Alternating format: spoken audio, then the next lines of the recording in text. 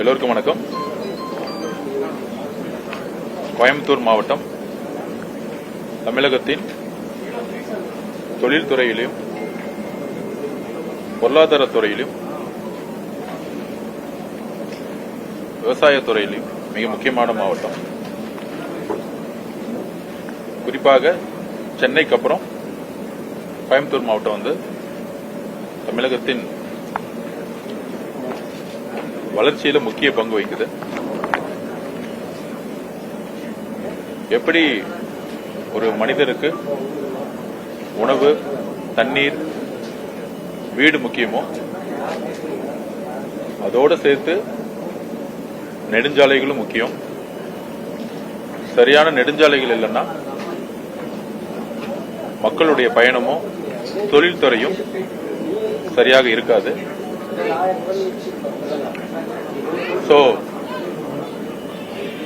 காலையில 7 மணியிலிருந்து எங்களுடைய ஆய்வை இருக்கக்கூடிய ஸ்போர்ட்ஸ் டெவலப்மெண்ட்ல இருக்கக்கூடிய மெம்பர் செக்ரட்டரி, பிரின்சிபல் செக்ரட்டரி, முக்கியமாக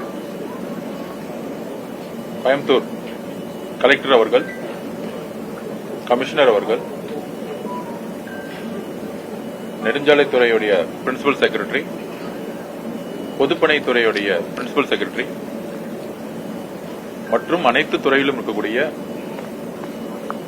முன்னணி அரசு அலுவலர்கள், நிர்வாகிகள் எல்லோரும் பங்கேற்றோம். அதுல முதல் ஆய்வு ஸ்போர்ட்ஸ் டிபார்ட்மெண்ட். தமிழகம் முழுவதும் மாண்புமிகு முதலமைச்சருடைய வழிகாட்டுதலின் பேரில் விளையாட்டுத்துறை கல்வித்துறைக்கு சமமாக உயர்த்தணும்னு தனிப்பட்ட முறையில் என்னோட சில உத்தரவுகளை கொடுத்திருக்கிறார். முக்கியமாக தமிழகத்தில் போதை பழக்க வழக்கங்கள் இளைஞர்கள் மத்தியில் அதிகமாக இருப்பதும், மது பழக்கம் அதிகமாக இருப்பதும், முக்கியமாக ட்ரக்ஸ் கல்ச்சர் இளைஞர்கள்ட்ட அதிகமானதுனால இன்றைக்கு பெண்களுடைய பாதுகாப்பிற்கு பல்வேறு அச்சுறுத்தல்கள் ஒவ்வொரு நாளும் நம்ம உருவாயிட்டு இருக்கு. ஒரு 8 வருஷம் 9 வருஷத்துக்கு முன்னாடி எல்லாம் ட்ரக்ஸ் வந்து தமிழ்நாட்டில் இல்ல. ஆனா இன்னைக்கு 15-16 வயசு பள்ளிக்கூடத்தில் இருக்கக்கூடிய மாணவர்கள் மாணவிகள்கிட்ட கூட இன்னைக்கு ட்ரக்ஸ் கல்ச்சர் உருவாகி இருக்கு, கஞ்சா பழக்கங்கள் உருவாகி இருக்கு. இதோடைய இம்பாக்ட் தான் பெண்களுடைய பாதுகாப்பு அதிகமான கேள்விக்குள்ளாவதற்கு முக்கியமான காரணங்கள். அதை சரி செய்ய விளையாட்டுத்துறையை வந்து எல்லா இடத்துலையும் போக்கஸ் பண்ண சொல்லியிருக்கார் மாண்புமிகு முதலமைச்சர் அவர்கள். குறிப்பாக அனைத்து மாவட்டங்களிலும் எங்கெல்லாம் விளையாட்டு திடல்கள், கிரவுண்ட்ஸ் இருக்கோ, அது எஸ்டிடி மட்டும் இல்ல, கார்பரேஷன் இருக்கக்கூடிய கிரவுண்ட்ஸ், எஸ்டிடி டிபார்ட்மெண்ட் இருக்க கிரவுண்ட்ஸ், ஸ்கூல் எஜுகேஷன் டிபார்ட்மெண்ட் இருக்கக்கூடிய விளையாட்டு மைதானங்கள் எல்லாற்றையும் ஒன்றிணைத்து எல்லா கிரவுண்ட்ஸையும் ஃபெட்லைட் போட சொல்லியிருக்காரு மாண்புமிகு முதலமைச்சர் அவர்கள். ஃபெட்லைட்ஸ் போட்டு மார்னிங் 5 மணிலிருந்து 10 மணி வரைக்கும், ஈவினிங் 3-4 மணிலிருந்து நைட்டு 10 மணி வரைக்கும் விளையாட்டு வீரர்கள், வீராங்கனைகள் மட்டுமல்ல, யார் யாரெல்லாம் விளையாடணும்னு நினைக்கிறாங்களோ அனைத்து கிரவுண்ட்ஸும் மைதானங்களும் ஃபெட்லைட்டை இமீடியட்டா வந்து போட சொல்லி உத்தரவிட்டு இருக்காரு மாண்புமிகு முதலமைச்சர் அவர்கள். தமிழ்நாட்டில் இருக்கக்கூடிய எஸ்டிடில வந்து நிறைய கிரவுண்ட்ஸ் இல்ல, ஆனா ஸ்கூல் எஜுகேஷன் டிபார்ட்மெண்ட்லயும் கார்பரேஷன் நிறைய கிரவுண்ட்ஸ் இருக்கு. 3 துறைகளும் சேர்ந்து இமீடியட்டா எங்கெல்லாம் விளையாடலாம் அப்படிங்கறத ஒரு வெப்சைட்ல பொதுமக்கள் பார்வைக்கு உருவாக்க சொல்லியிருக்கார் மாண்புமிகு முதலமைச்சர் அவர்கள். அதோடு தனியார் கல்வி நிறுவனங்கள், ஸ்கூல் அண்ட் காலேஜஸ் அந்தந்த ஓனர் கிட்ட பேசிட்டு யார் யாரெல்லாம் வந்து கிரவுண்ட்ஸ் பயன்படுத்த முடியாம இருக்காங்களோ எஸ்டிடி டிபார்ட்மெண்டோட டைப் பண்ணி தமிழ்நாடு முழுவதும் எந்தெந்த கேம்ல எங்கெங்க கிரவுண்ட் இருக்குன்னு, ஏன்னா இன்னைக்கு பொதுமக்களுக்கு வந்து ஒரு தன்னுடைய மகனையோ மகளையோ ஒரு அத்லெட் ஆக்கணுமோ, இல்ல பாஸ்கெட்பால் பிளேயர் ஆக்கணுமோ, இல்ல ஃபுட்பால் பிளேயர் ஆக்கணும்னா எங்க கிரவுண்ட் இருக்கு, எங்க கோச்சிங் பண்றாங்க அப்படின்னு தெரிய மாட்டேங்குது. அப்ப விளையாடணும்னு நினைக்கக்கூடிய இளைஞர்கள் கிரவுண்டும் அதுக்கான லைட் ஃபெசிலிட்டியும் இல்லாத பொழுது இளைஞர்களுக்கு வந்து தன்னுடைய டைமை வந்து விளையாட்டுல வந்து கவனம் செலுத்தாத பொழுது ட்ரக்ஸ் கல்ச்சருக்கும் லிக்கர் கல்ச்சருக்கும் அடிக்ஷன் ஆறாங்க. அதனால வந்து விளையாட்டுத்துறையை எல்லா இடத்துலயும் எங்கெங்கெல்லாம் கிரவுண்ட்ஸ் இருக்கோ அங்கெல்லாம் வந்து மக்களுடைய பயன்பாட்டிற்கு உடனடியாக கொண்டு வரணும்னு மாண்புமிகு முதலமைச்சர் அவர்கள் உத்தரவிட்டிருக்காரு. அதனால ஒவ்வொரு மாவட்டத்திலையும் ஆய்வுகள் அந்த துறை சார்ந்தவர்கள் ஆல்ரெடி ஸ்டார்ட் பண்ணிட்டாங்க. இன்றைய காலையில வந்து பார்க்கும்பொழுது நேரு ஸ்டேடியம், கோயம்புத்தூர் இருக்கக்கூடிய நேரு ஸ்டேடியம் ஒவ்வொரு வருஷமும் ரிப்பேர் ஒர்க்ஸ்க்காக பல கோடிகள் செலவு பண்ணிட்டு இருக்கோம். ஆனா அதோட ஸ்ட்ரக்சர் வந்து ரொம்ப வலுவிழந்திருக்கு. அது மாண்புமிகு முதலமைச்சருடைய கவனத்துக்கு கொண்டு போய் அந்த ஸ்டேடியம் பக்கத்துல நிறைய இடம் வந்து வேகன்ஸா இருக்கு. ஒரு ஒலிம்பிக் தளத்தில் ஒரு ஒலிம்பிக் தரத்தில் எப்படி கோயம்புத்தூர் மாவட்டத்தில் இன்ஃப்ராஸ்ட்ரக்சர் உருவாக்கணுங்கிறதுக்கு ஒரு ஆய்வை வந்து டிஸ்கஷன் பண்ணோம். அந்த ஆய்வை மாண்புமிகு முதலமைச்சர் அவர்களுடைய கவனத்திற்கு கொண்டு போய் கண்டிப்பாக உறுதியாக சென்னையில் எப்படி நேரு ஸ்டேடியம் உலகத்தரத்தில் இருக்கோ, உலகத்தரத்தில் அது அடுத்த ஸ்டெப்ல கொண்டு போக இன்னொரு ஆய்வை மேற்கொண்டு இருக்கோம்.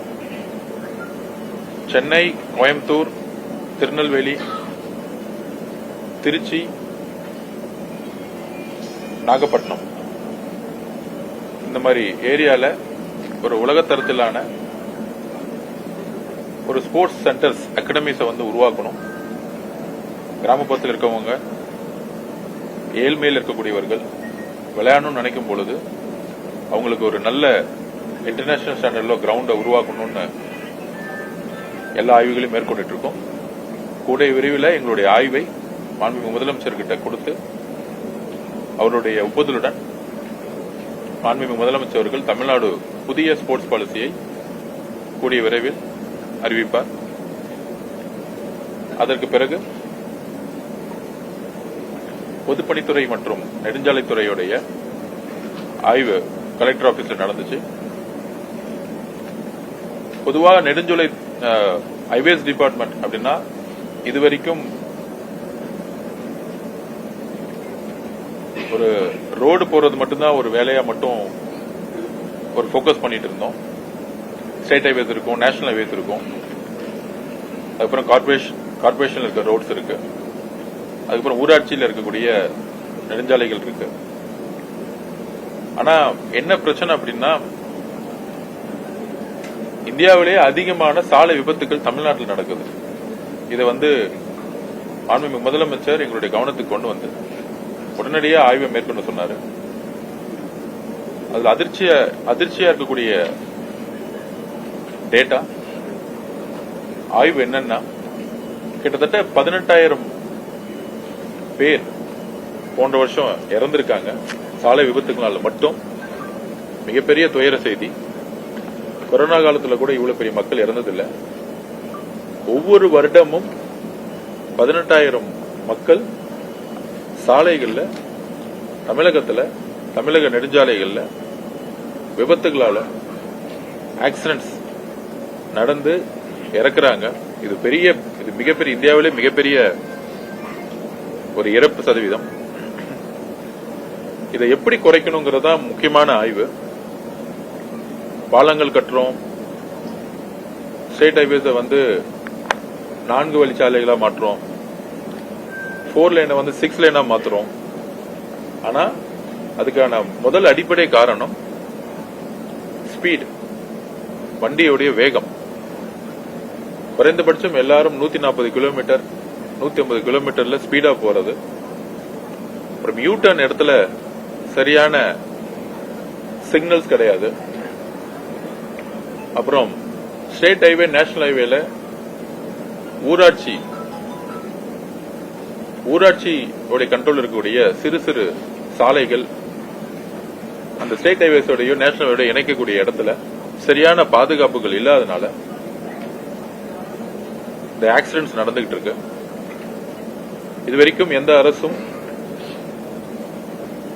சாலைகள் இன்ஃப்ராஸ்ட்ரக்சருக்கு செலவு பண்ணிருக்கோம், ஆனா சேஃப்டி அண்ட் செக்யூரிட்டி மெஷர்மெண்ட்ஸுக்கு இது வரைக்கும் நம்ம எந்த அரசும் செலவு செஞ்சது கிடையாது. சாலைகளுக்கு எந்த அளவுக்கு செலவு செய்யறோமோ, பட்ஜெட் ஒதுக்குறோமோ, மாண்புமிகு முதலமைச்சர் அவருடைய கவனத்திற்கு கொண்டு போயிருக்கோம்.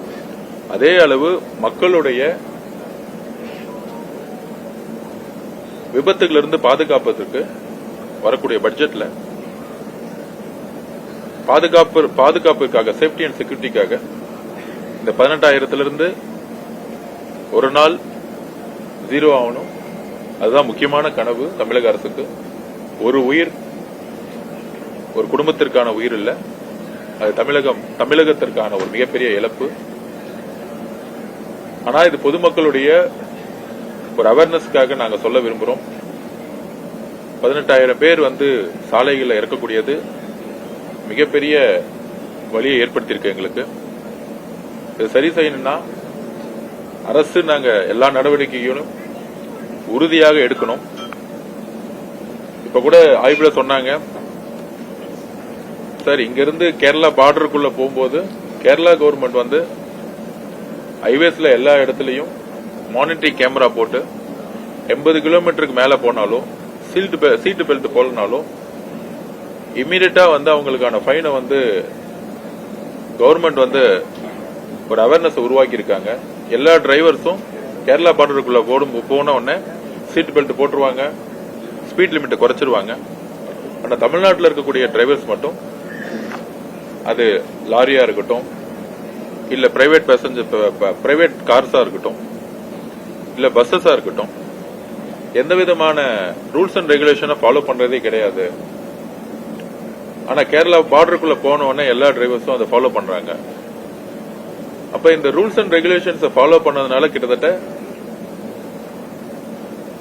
18,000 பேர் ஒவ்வொரு வருஷமும் இறக்கக்கூடியது மிகப்பெரிய 18,000 குடும்பம்.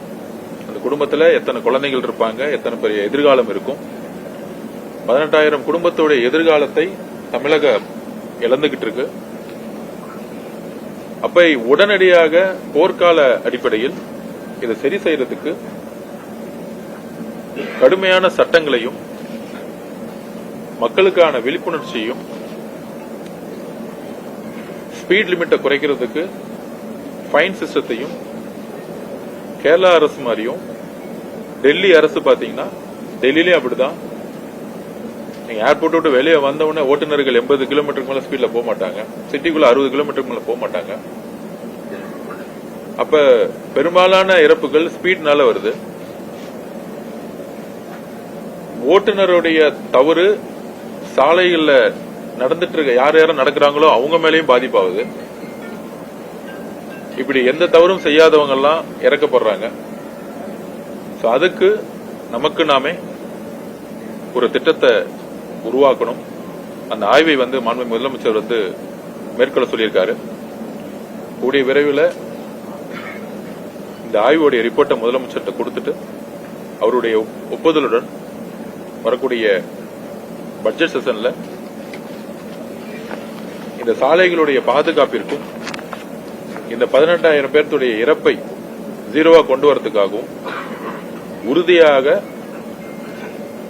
சட்டங்களையும் நடைமுறையையும் நம்ம கொண்டு வரணும். ஏன்னா அந்த டேட்டாவை பார்க்கும் பொழுது, அதுவும் கோயம்புத்தூர் மாவட்டத்தில் முக்கியமா அந்த LND ரோட்ல கிட்டத்தட்ட 600 ஆக்சிடென்ட்ஸ் நடந்திருக்கு. 200க்கு மேற்பட்டவங்க இறந்திருக்காங்க கோயம்புத்தூர்ல மட்டுமே. அதனாலதான் இன்னைக்கு உடனடியா கோயம்புத்தூர்ல LND ரோட்ல நேஷனல் சர்வீஸ் டிபார்ட்மெண்ட்ல கலந்தாய்வோட உடனடியா ப்ராஜெக்ட ஸ்டார்ட் பண்ணணும். அப் டு கேரளா பார்டர் வரைக்கும் அந்த ரோட நேஷனல் ஹைவேஸ் மாதிரி கொண்டு வரணுங்கிறதுக்காக ஆய்வை மேற்கொண்டிருக்கோம். அதுக்கப்புறம் ஜிடி நாயுடு பாலம் முடியக்கூடிய இடத்துல டிராபிக் அதிகமா கிட்டத்தட்ட ஈவினிங் 5 மணிக்கெல்லாம் பாத்தீங்கன்னா ஒரு 4 மணி நேரத்துக்கு ஹெவி டிராபிக் ஆகுதுன்னு சொல்லியிருக்காங்க. ஸோ அந்த 5 கிலோமீட்டருக்கு பாலத்தை வந்து புதிய பாலம் கட்டுறதுக்கான ஆய்வை வந்து மேற்கொண்டோம். அதுக்கப்புறம் இந்த சேஃப்டி செக்யூரிட்டியுடைய மெஷர்மெண்ட்ஸை இந்த கோயம்புத்தூர் மட்டும் இல்ல, சென்னை, முக்கியமா சென்னை டு கன்னியாகுமரி இருக்கக்கூடிய நெடுஞ்சாலைகள், ஹைவேஸ் டிபார்ட்மெண்ட்டுக்குன்னு பேட்ரோல்ஸை வந்து தனியா உருவாக்கணும். அங்கங்க ஹாஸ்பிட்டல்ஸ் வந்து ஹைவேஸ் டிபார்ட்மெண்ட் மூலமா எங்கெல்லாம் வந்து அதிகமான ஆக்சிடென்ட் இருக்கும் அங்கெல்லாம் வந்து ஹைவேஸ் டிபார்ட்மெண்ட்டுக்கான ஓன் ஹாஸ்பிட்டல்ஸை வந்து கட்டணும், விபத்திற்கான ஹாஸ்பிட்டல்ஸ். ஸோ இந்த மாதிரி சேஃப்டி அண்ட் மெஷர்மெண்ட்ஸுக்கு வந்து துறை சார்ந்த முடிவுகளை உடனடியாக எடுத்து மக்களுடைய சாலைகளில் வந்து ஒவ்வொரு குடும்பமும் தன்னுடைய பயணத்தில் குழந்தைகளுடன் ஒரு டூர் போவாங்க, ஒரு கோயில் போவாங்க, ஒரு கல்யாணத்துக்கு போவாங்க. சாலைகளுடைய பாதுகாப்பு மக்களுடைய பாதுகாப்பிற்கு ஈக்குவலானது. இங்க இருக்கக்கூடிய அதிகாரிகளிடம் சரி, தமிழ்நாட்டில் இருக்கக்கூடிய எல்லா அதிகாரிகளையும் இந்த 10 நாளா மீட் பண்ணி கடந்த காலத்தில் இருக்கக்கூடிய எல்லா டெண்டர்ஸையும் ரிவ்யூ பண்ணிட்டு இருக்கோம். லாஸ்ட் 1 இயரா நடந்த டெண்டர்ஸை வந்து இன்னைக்கு வந்து நிப்பாட்டி இருக்கோம். கேள்விப்பட்டிருப்பீங்க, ஒரு 3 வருஷத்துக்கு முன்னாடி மழை பெய்யும் போது பாலங்கள் வந்து மழை தண்ணினால வெள்ளத்தினால இடிஞ்சு விழுந்து, அதுக்கு ரீசன் கேட்டா தண்ணி அதிகமா ஸ்பீட் வந்துச்சு, அதனாலதான் பாலம் வந்து இடிஞ்சு விழுந்துச்சு சொன்னாங்க. திருச்சியில வந்து கல்லணை வந்து சோழர்கள் டைம்ல கட்டின ஒரு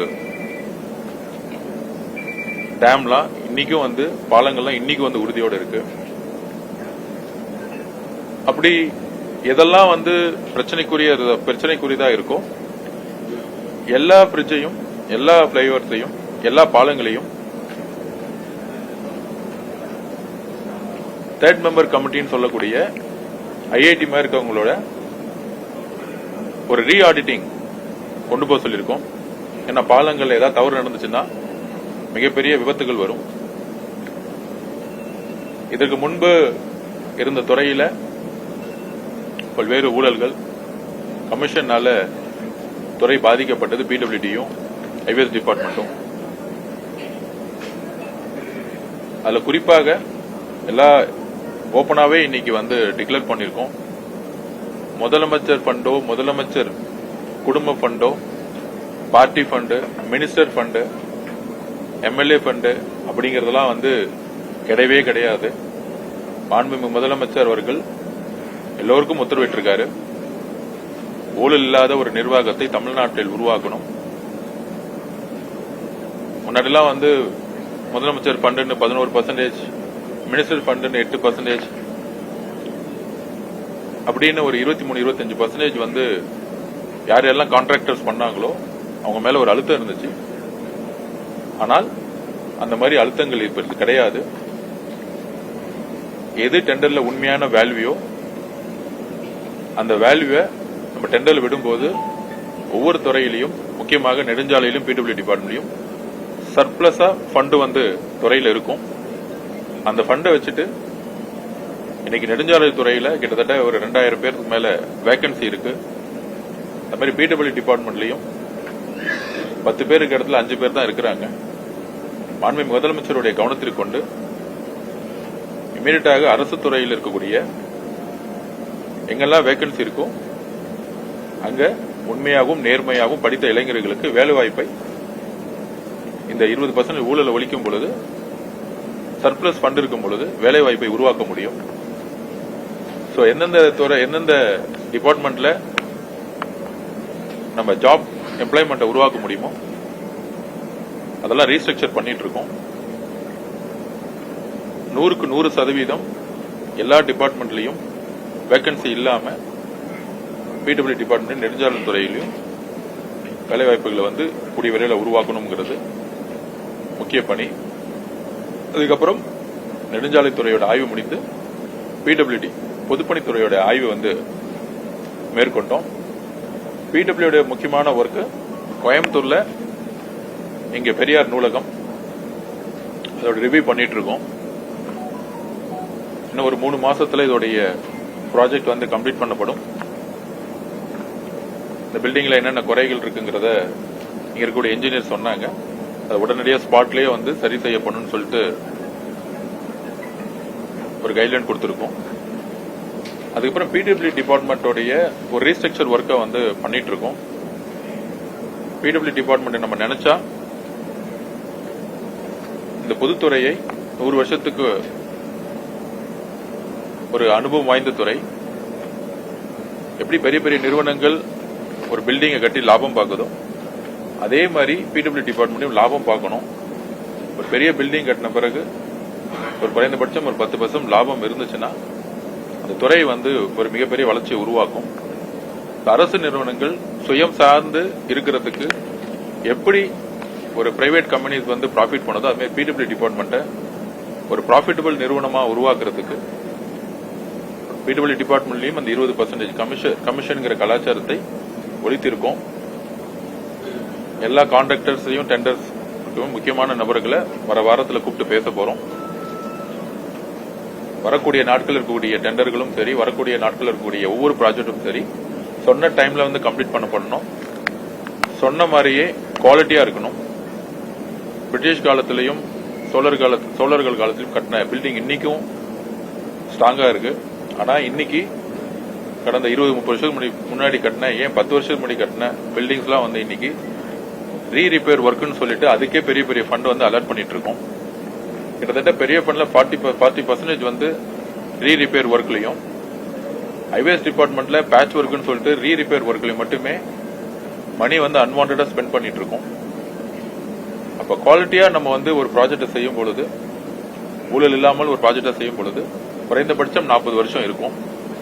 அதுக்கப்புறம் முக்கியமா ஒரு ஆய்வு, இப்ப கோயம்புத்தூர் மாதிரி சென்னை மாதிரி இருக்கக்கூடிய இடத்துல, அதுவும் சிட்டிக்குள்ள இடம் ரொம்ப கம்மியா இருக்கு. இப்ப கூட வந்து நீதிபதிகளுக்கு வந்து ஒரு ப்ராஜெக்ட் பண்ணிருக்காங்க. ஆனா அது வந்து 1+2 G+2 சொல்லிட்டு முடிச்சிருக்காங்க. ஆனா அந்த லேண்டோட காஸ்ட் பாத்தீங்கன்னா கிட்டத்தட்ட ஒரு கிரவுண்டோட வேல்யூ 7-8 கோடி ரூபாய். மாண்புமிகு முதலமைச்சருடைய கவனத்திற்கு ஆல்ரெடி கொண்டு போயிருக்கோம். அதே 10 கிரவுண்ட்ல நம்மளால G+10 ஃப்ளோர் கட்ட முடியும், G+12 ஃப்ளோர் கட்ட முடியும் as per rules and regulation படி. பிரைவேட் நிறுவனங்கள்லாம் வந்து இடம் இல்லாத பொழுது G+10 G+12 கட்டி மக்கள்கிட்ட கொண்டு போகும்பொழுது, இன்னும் பிடபிள்யூ டிபார்ட்மெண்ட் பாத்தீங்கன்னா G+12 G+3 மேல வந்து பில்டிங் கட்டாம அதோட இடத்தோட வேல்யூ பாத்தீங்கன்னா கிட்டத்தட்ட 70 100 கோடி ரூபாய் வரும்.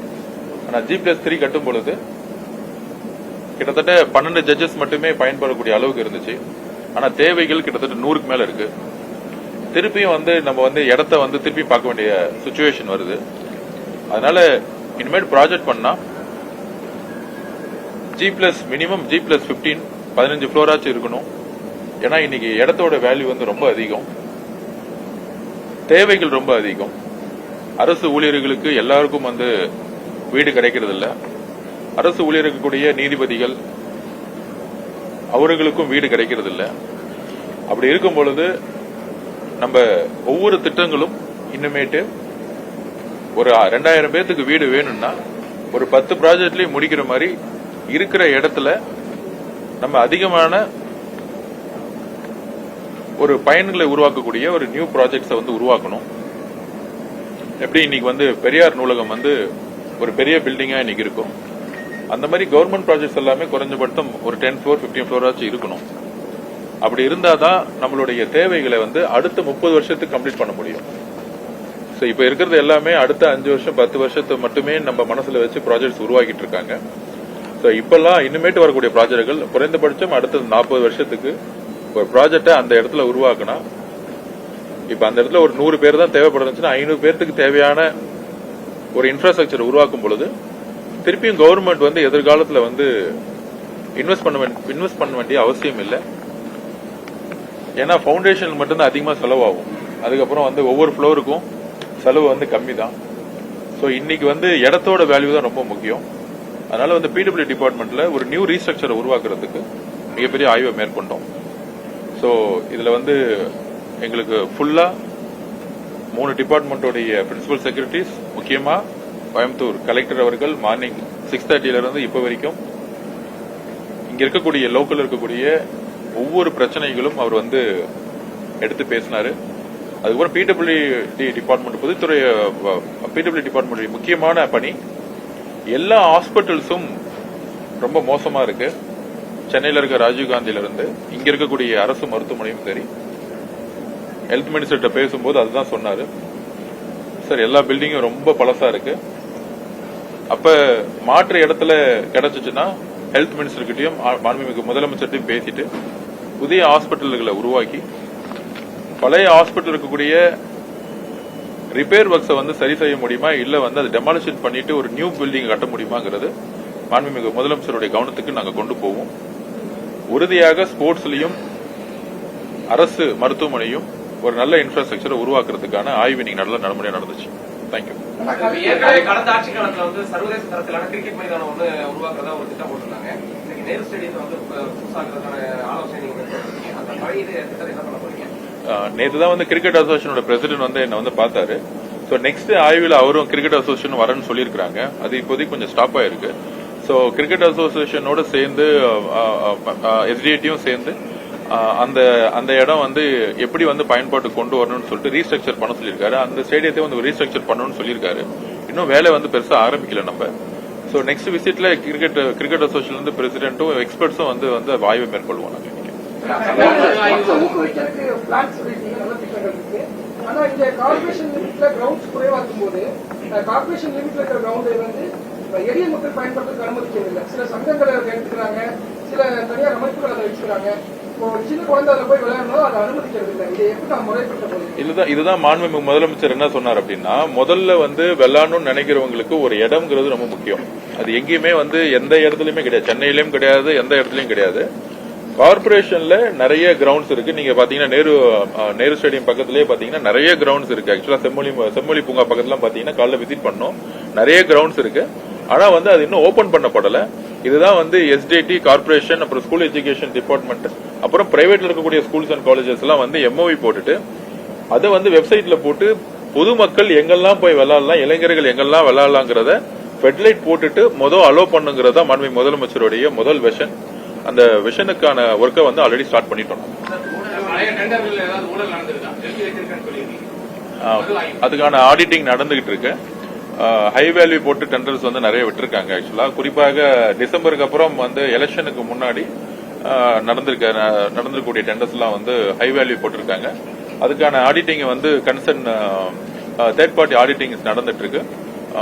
கூடிய விரைவில் டெண்டர்கள் வந்து நியாயமாக எந்த இடத்துல என்ன தேவையோ அதோட கரெக்டான வேல்யூ போட்டு வந்து கூடிய சீக்கிரத்தில் அனௌன்ஸ் பண்ணப்படும்.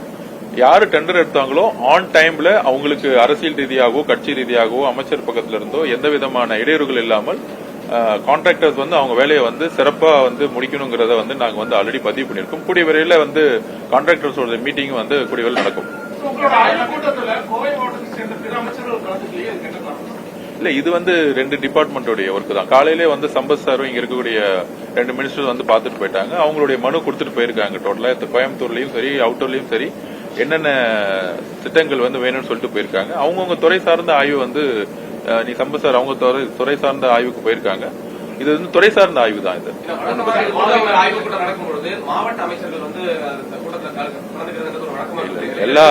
எல்லா அமைச்சர்களும் அந்த துறையில ரொம்ப அவங்களுடைய துறைக்கான ஆய்வுல வந்து ரொம்ப போயிட்டு இருக்காங்க. கோயம்புத்தூருக்கு என்ன தேவையோ அவங்க வந்து கொடுத்திருக்காங்க. அவங்களுடைய திட்டங்கள் என்ன வேணுங்கிறத கொடுத்திருக்காங்க. எல்லாரும் அவங்க டைமை வந்து கரெக்டா பயன்படுத்துகிறது தான் வந்து இதுல வந்து மரியாதை நிமித்தமா கூட இருக்கணும் அப்படிலாம் கிடையாது.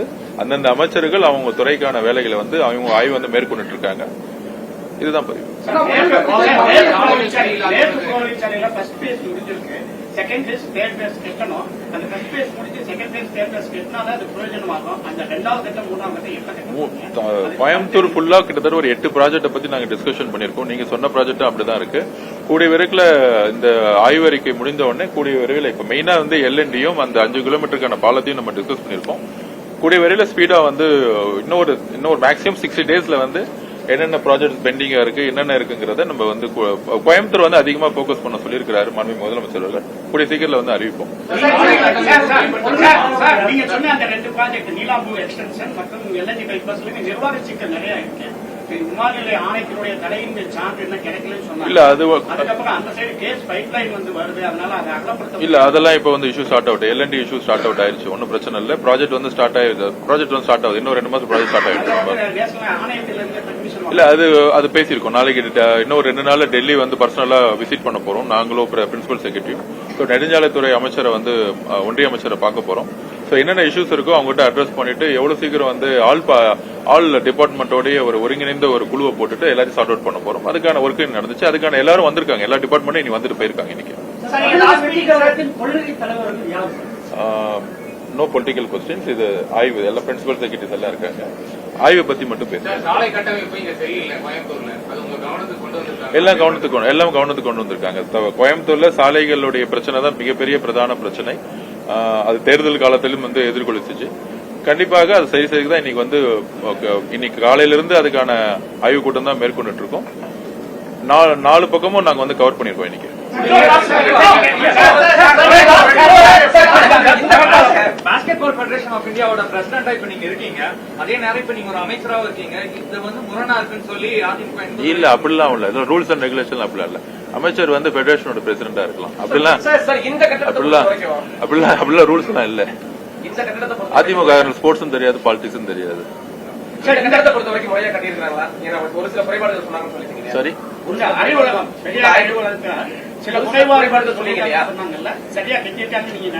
புரியல.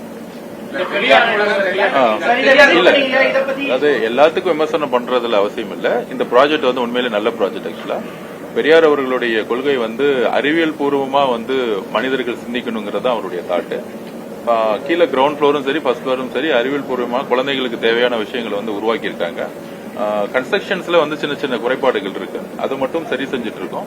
கூடிய விரைவில் சரி செஞ்ச பிறகு அது வந்து நம்ம மக்கள் பார்வை கொண்டு வரலாம். கூடிய விரைவில் வந்து ஆய்வறிக்கை மேற்கொண்டு சொல்லுவோம். இப்போ அரசு முழுவீச்சில் செயல்படுத்த இந்த அரசு செயல்பட கொஞ்சம் ஒரு அவகாசம் உள்ள மக்கள்கிட்ட கேட்டிருக்காரு. மக்கள் ஒத்துழைப்பு கொடுத்துட்டு இருக்காங்க. இப்ப தாவேக அரசு முழுவீச்சில் செயல்படுதா? இந்த முழுவீச்சில் செயல்பட இன்னும் எவ்வளவு காலம் எடுத்துக்கணும்? முழுவீச்சு செயல்படலாம் தான் சண்டே அன்னைக்கு ரிவ்யூ மீட்டிங்ல உட்கார்ந்துட்டு இருக்கோம்.